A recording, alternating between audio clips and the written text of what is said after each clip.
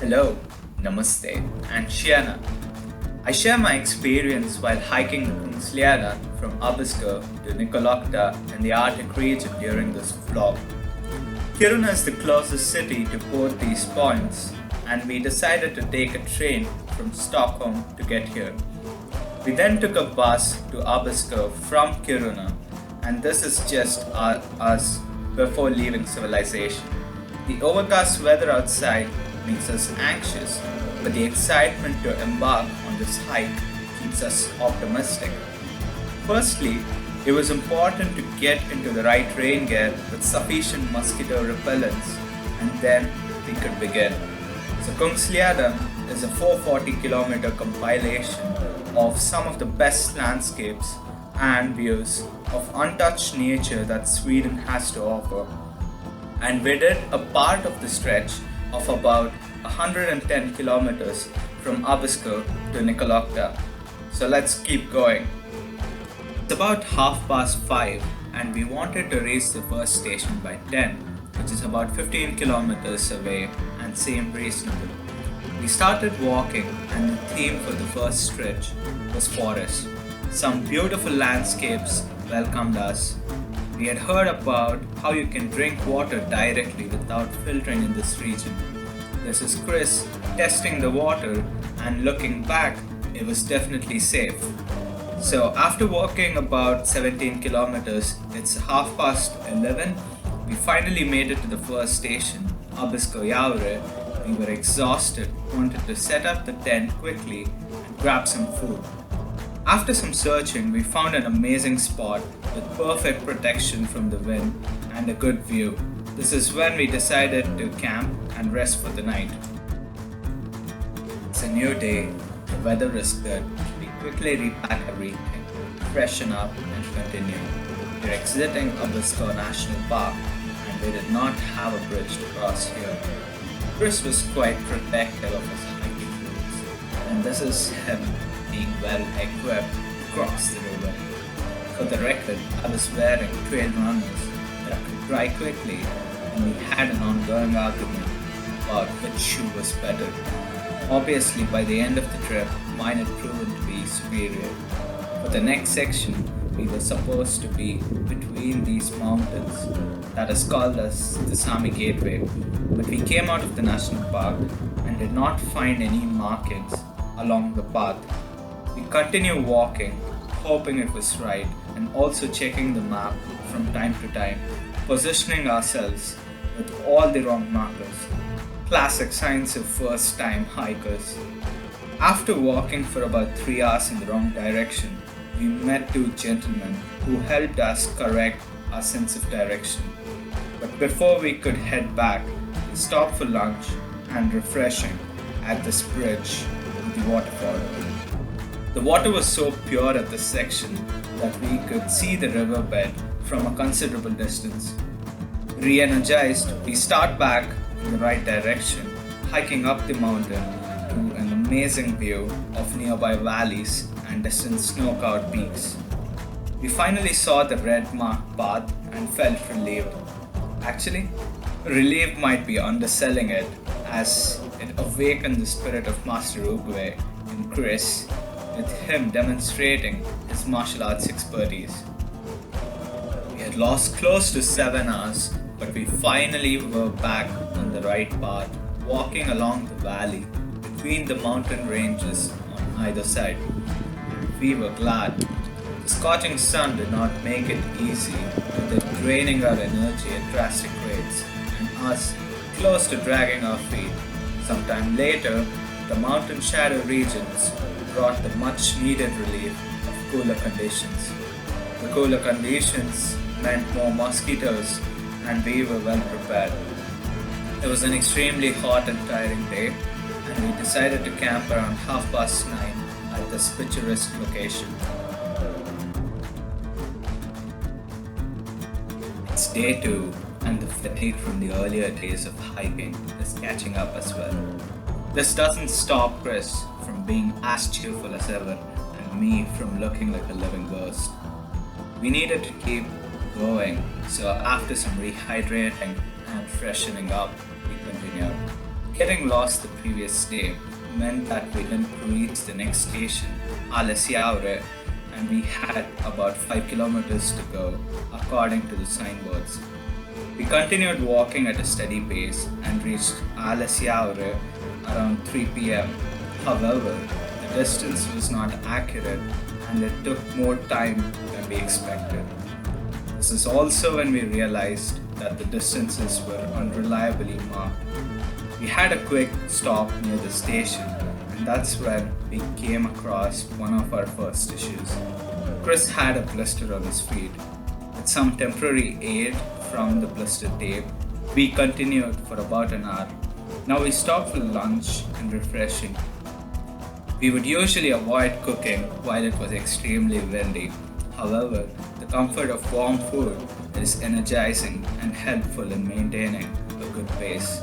The next station was Nikkaluokta, which was about 10 kilometers away, and we absolutely intended to cross it before stopping for the day. This didn't stop us from playing with the dirty, unmelted ice along the way. The weather was on the cooler side and permitted us to walk at a consistent and steady pace. We were at a higher altitude compared to the previous days, and the weather had been changing continuously and constantly. This can be seen by the changing colors of the sky. We continued on the path until we could finally see the next station, Nikkaluokta, on a higher level of the mountain. We decided to camp at a lower altitude of the same mountain, close to the confluence point of two rivers. The camping spot was sufficiently high to prevent any flooding, and this was becoming more and more prominent by the minute.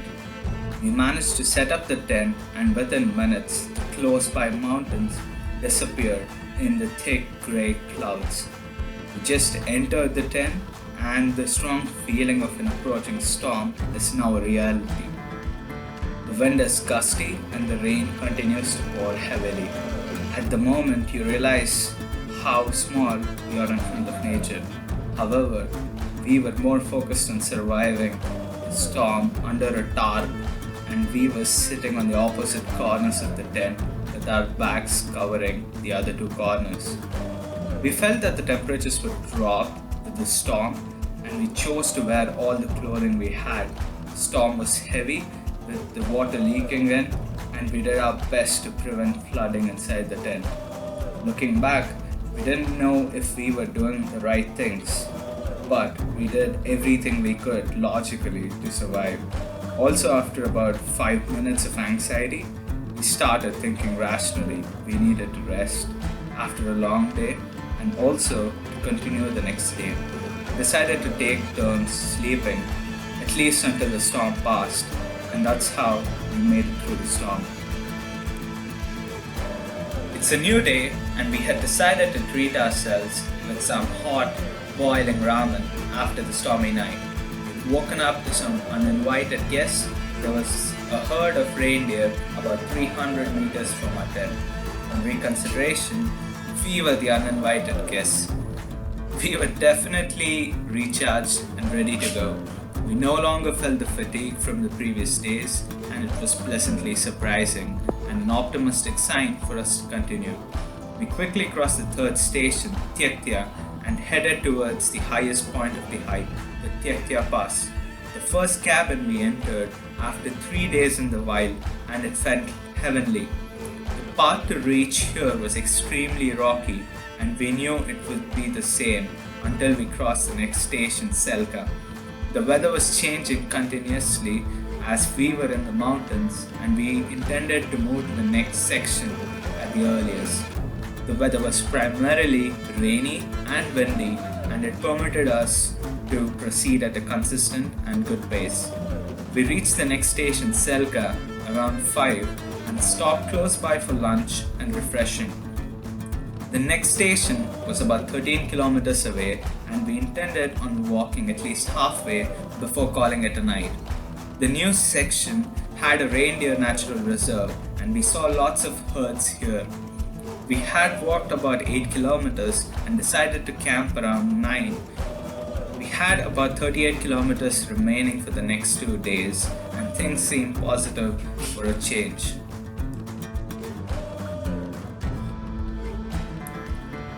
We start with a new enthusiasm to finish the last stretch of Kungsleden, officially at least, till Singi. With a quick hiking pace, we reach Singi around 12:30. We were greeted with lemonade by the mountain ranger living here.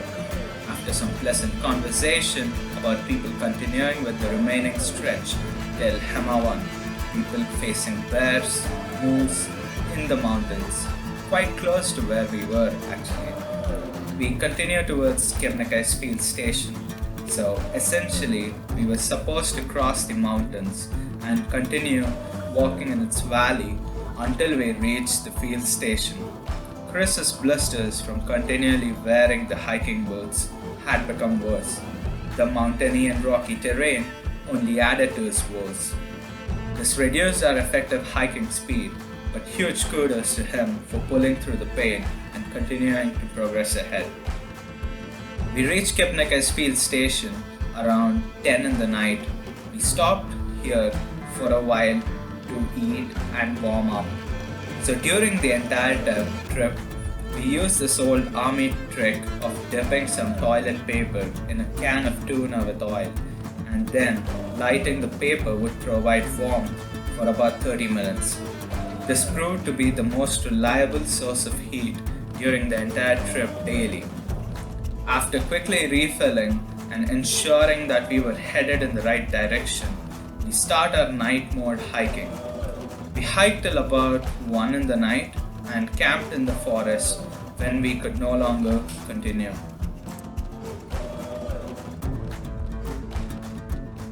We woke up excited to finish the last 13 kilometers of the hike. We could definitely feel the fatigue from the earlier days, but we managed to reach Nikkaluokta around 2 in the afternoon, and the feeling is absolute joy and triumphance. The trip made me realize of my limitations in terms of physical capabilities, and to be honest, they don't exist. You need to believe and do. So go out and explore your own adventure. This is your narrator, Anirudh, signing off.